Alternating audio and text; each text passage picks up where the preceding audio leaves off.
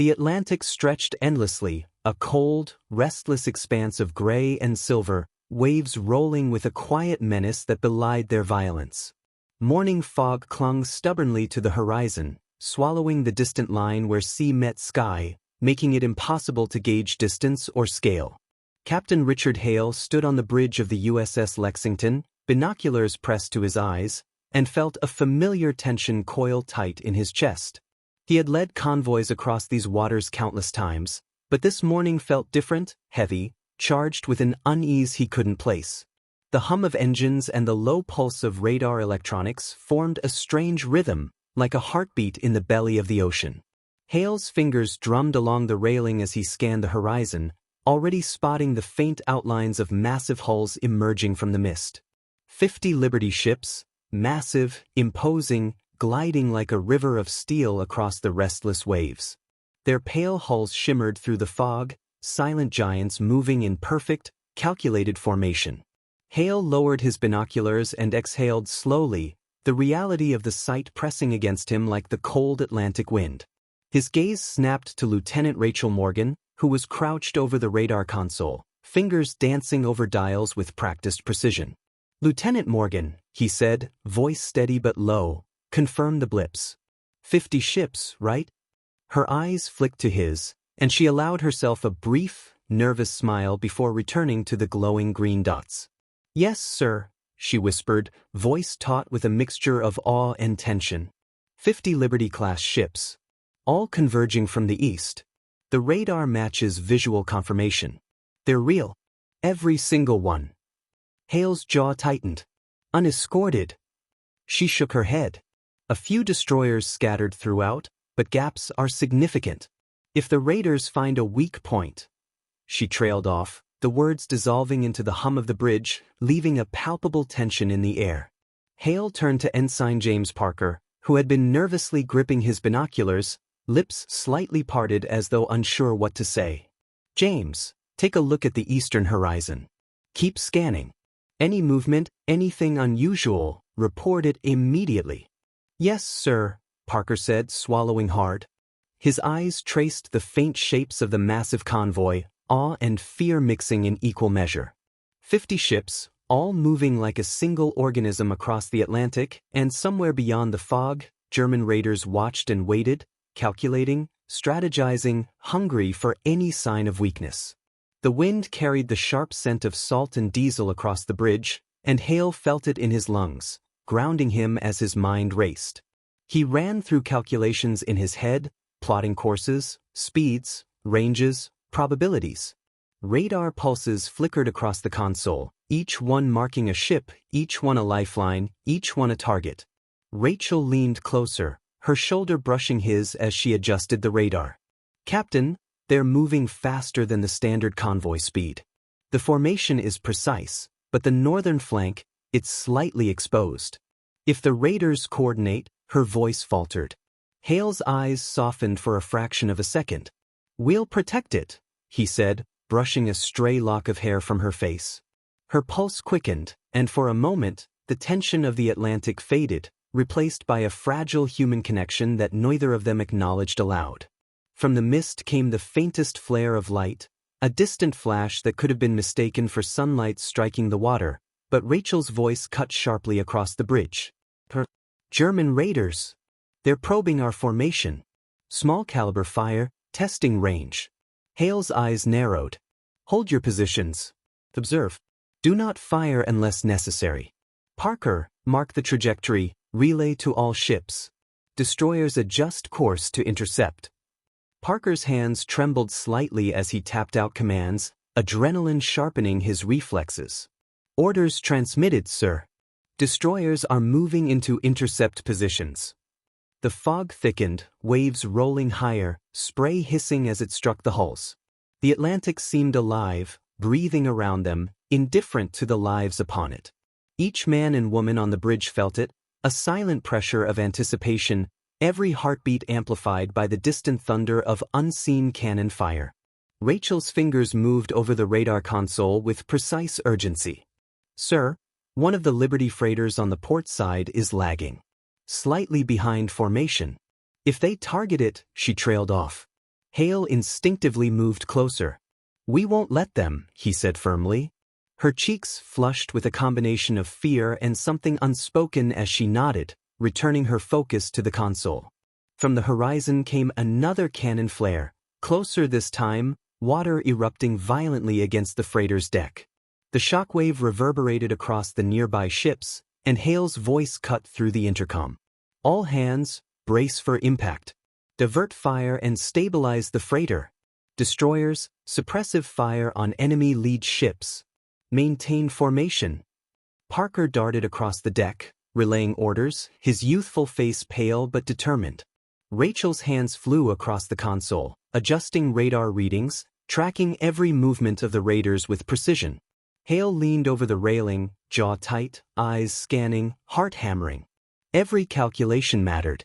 Every ship in formation depended on split-second decisions. Cannon fire erupted again, closer, flashes of light cutting through the mist. Explosions sent water spraying across decks, steel shuddering with each impact. The convoy moved as one entity, each ship anticipating the others, a massive dance of survival across the Atlantic. Hale barked orders with surgical precision, issuing commands in sharp, rhythmic bursts that flowed across the intercom. Rachel's pulse raced as she monitored the radar, eyes darting from blip to blip. Hale's hand brushed hers again, fleeting, almost accidental, but both felt it, a spark amid the chaos. She swallowed, steadying her breath, fingers dancing across the console. "Sir, if they attempt a split formation, it could expose the center," she warned. Hale's eyes hardened. "Then we force them to overextend. Every ship moves in perfect sync. One misstep and we punish it." Hours bled into one another in a blur of mist, spray, steel, and adrenaline. Cannon fire lit the fog with fleeting brilliance. Waters surged violently, crashing against hulls, shaking the decks. The German raiders probed, pressed, but the convoy held firm. Parker, young and terrified, moved with precision, relaying orders, observing enemy movements, his fear channeled into action. Hale barked over the intercom, coordinating evasive maneuvers, directing fire, timing adjustments to each ship. The Atlantic was a living threat, waves rolling like predators, the fog hiding every subtle movement of the enemy. Rachel's fingers never faltered, green radar lights flickering like a heartbeat, tracking, predicting, guiding. Finally, a temporary lull. The German raiders pulled back, retreating into the mist, their dark silhouettes fading. The Atlantic returned to deceptive calm. Hale exhaled slowly, relief washing over him even as he kept every sense alert. Rachel turned to him, cheeks flushed, fingers still poised above the console. "Survived," she whispered, almost afraid to speak it aloud. Hale's hand brushed hers again, lingering slightly. "We did. Every ship, every hand aboard, every ounce of effort, we made it through." Her pulse quickened, and she forced herself to focus back on the radar, aware that the ocean held more threats beyond the fog. Hale looked to the horizon. The Atlantic stretched endlessly, calm for now, but he knew better than to trust appearances. 50 Liberty ships moved steadily forward, their hulls shining in muted light, their crews alert and tense. Somewhere in the mist, the German raiders regrouped, planning, calculating, waiting for their next opportunity. Hale's lips pressed into a thin line. The calm was temporary. Every heartbeat mattered, every glance, every flicker of radar, every command. The horizon was alive with possibility, danger, and a test of courage yet to come. The morning calm on the Atlantic was deceptive. Though the German raiders had pulled back, the crew aboard the Liberty convoy knew that this lull was temporary. Captain Richard Hale stood on the Lexington's bridge, binoculars trained on the misty horizon, muscles coiled like springs. The fog swirled in a low, gray blanket, making every distant silhouette a potential threat. Hale's mind raced, replaying the brief cannon exchanges from hours earlier.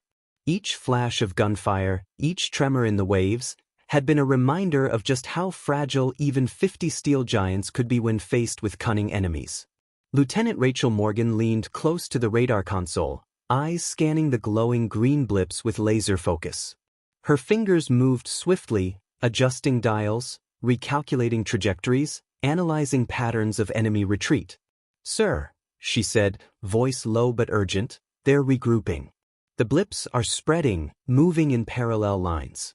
I think the raiders are coordinating a flanking maneuver.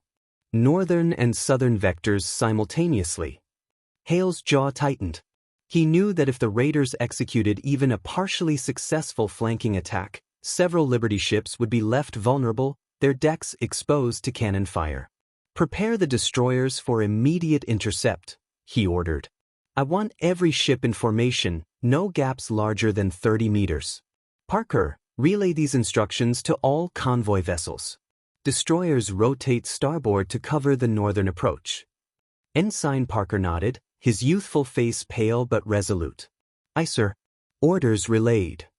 He adjusted his binoculars, scanning for movement in the mist. "I think I can see them over the horizon, low silhouettes." Hale squinted, the fog making it impossible to confirm, but he trusted Parker's eyes. "Good. Keep tracking. Do not lose sight."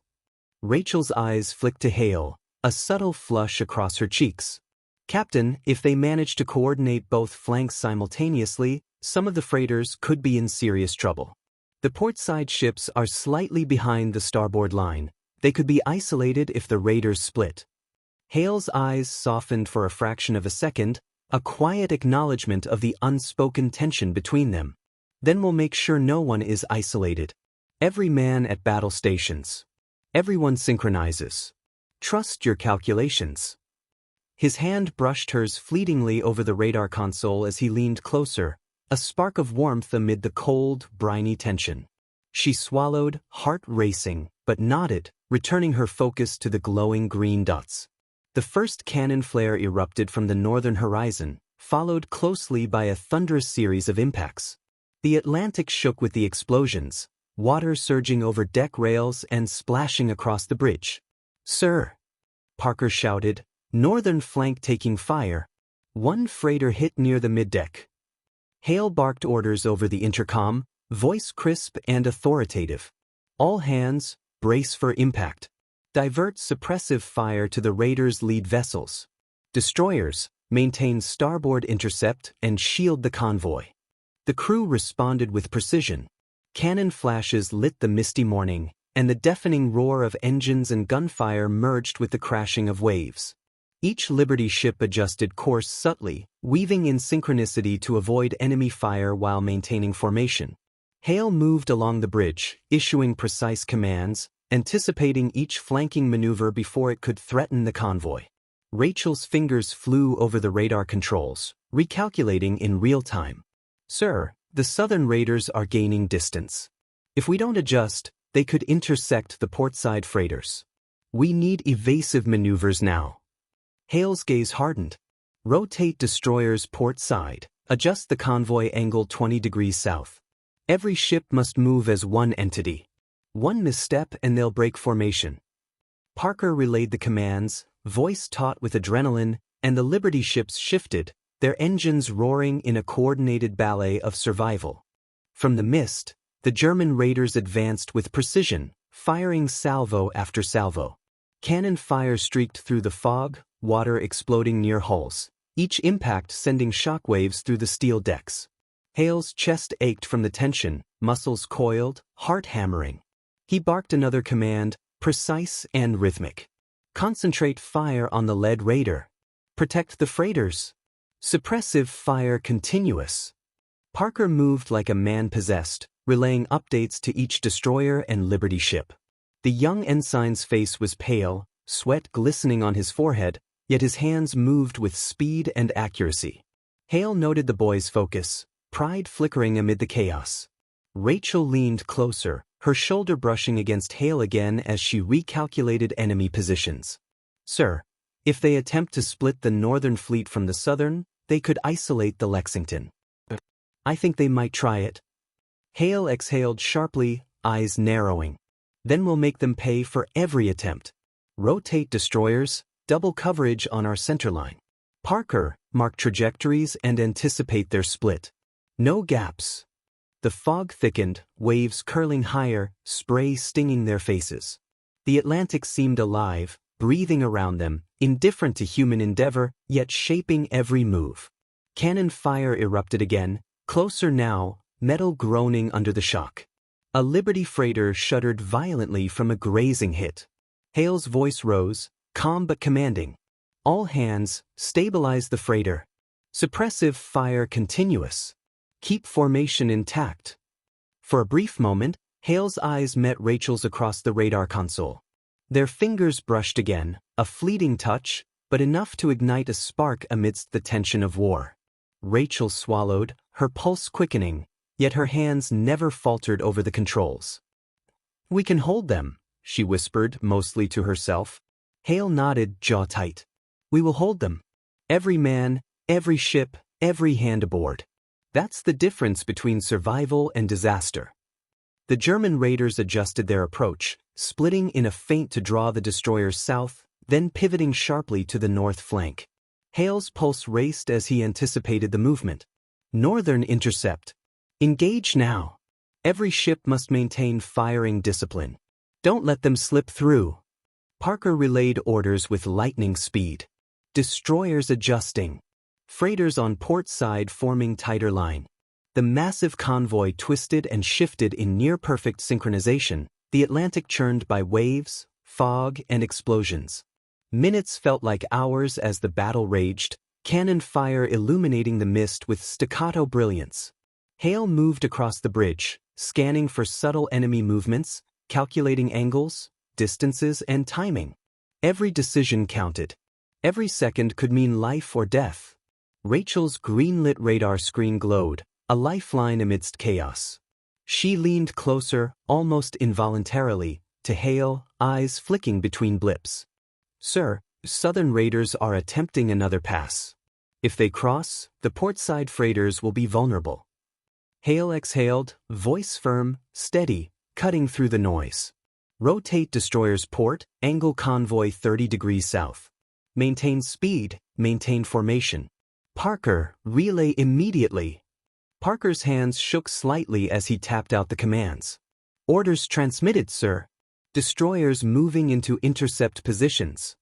The German raiders fired in a coordinated pattern, shells tearing the waves apart, water spraying across decks, hulls groaning under the shock.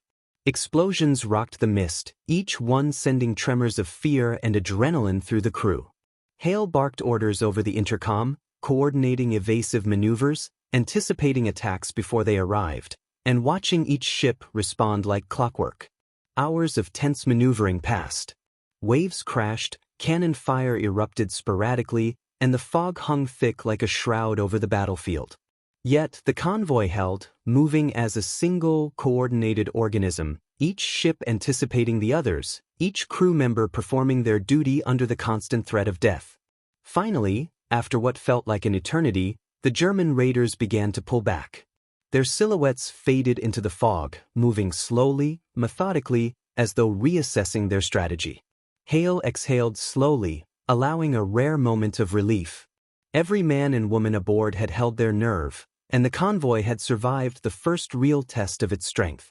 Rachel turned to Hale, cheeks flushed with exertion and adrenaline. "We made it," she whispered. Hale's hand brushed hers again, lingering just long enough to convey admiration, relief, and a quiet connection forged in shared danger. "We did," he replied. "Every ship, every hand, every one of you. We survived today because of all of it." Parker, still gripping his binoculars, allowed himself a small, exhausted smile. "Sir, we actually did it. We survived." Hale's gaze returned to the horizon, the Atlantic calm for now, but he knew better than to trust appearances. Somewhere beyond the mist, the raiders would regroup, calculating their next move. He pressed his lips into a thin line. The calm was temporary. Every heartbeat mattered. Every flicker of radar, every adjustment of course, every command counted. The 50 Liberty ships stretched across the horizon, gleaming pale and steel gray through the fog, moving steadily onward. Each crew member carried the weight of vigilance, courage, and resolve. And somewhere beyond the horizon, the German raiders planned their return. The battle was not over, and the Atlantic would test them again, each wave, each flash of cannon fire, each whisper of wind promising a new trial in this war of survival, skill, and human determination.